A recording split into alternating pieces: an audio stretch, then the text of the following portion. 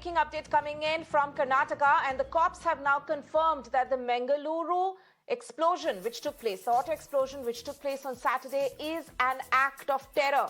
The cops have now said that it was a low-intensity improvised explosive device which had exploded, and that the explosion was not accidental, it was intentional. And with the intent of causing damage, 5 special teams have been formed to probe the case. Let me cut across to my colleague Imran. The police are trying to identify, and they're trying to unearth as to what was the intended target, and it was intended to create kill people, or it was created to create terror, and what was the objective behind it to create terror. Just Karnataka state is going for a poll 6 months from now, and there is huge intense, as a state is going for elections, and there is always a security alert. Now this is happening there just 6 months before elections in a very politically volatile and communally charged district like Mangaluru city. And we've seen that Mangaluru city has seen a spate of murders there in the past 1 month, and even including BJP Yuva Morcha leader, PFI workers were murdered there. After PFI ban, many of the PFI leaders had gone absconding. They were being arrested there, and even recently NIA arrested 2 people in ISIS case. So this is NIA team was still there in Mangaluru searching for other clues.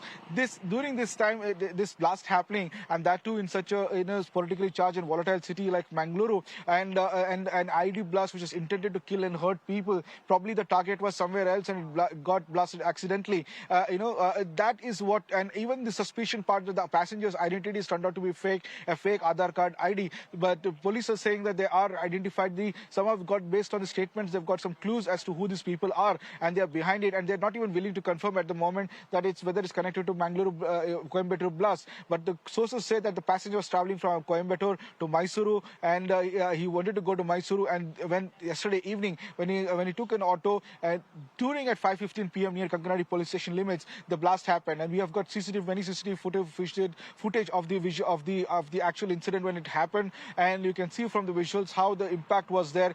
There was a smoke scene, there was a blast heard. It shook all the people who were nearby, and immediately when they, the police, when they spot, they could see that the pressure cooker item was there in the car with blast marks several on the auto, and it's both the passenger and the driver getting 40% burn injuries. Earlier, it was speculated to be could be an other accidental, attack which happened, but now DGP himself confirming that it's an act of terror. Now it's a matter of time to identify who these people were, what was the intention, and why they wanted to carry out this blast.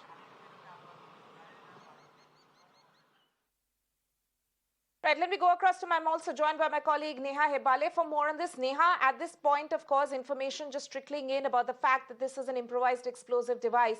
But what have the police said as of now, and what kind of precautions are being taken in that area? Well, yes, Anima, in fact, the details that we have at this point in time is, what our colleague Deepak, in fact, had brought to us on ground is that there are, teams of the bomb squad who arrived at the spot right now and who are scanning that entire area. Also, of course, now that the state DGP, the top cop in the state, has confirmed to us exclusively that, yes, this, there seems to be a link to terror over here. The fact, of course, now is the bigger intention behind this and who really was responsible for this. Like Imran also was mentioning, just a couple of months left, for the elections in the state of Karnataka, and we're already seeing that Mangalore happens to be the one place that has been in the headlines time and again for communal incidents. And this person also, of course, now while initially the police had suspected that it was just an accident.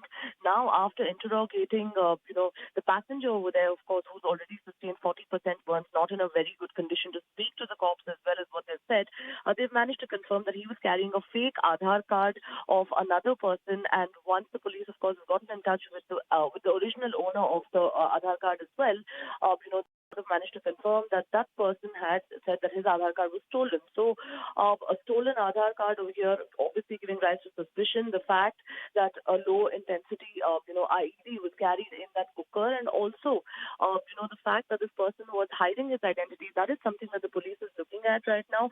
Once they manage to really confirm how many people were involved in this, they would be able to ascertain the exact motive for the same. Right, Neha, thank you so much for joining us with that. Shifting tracks now.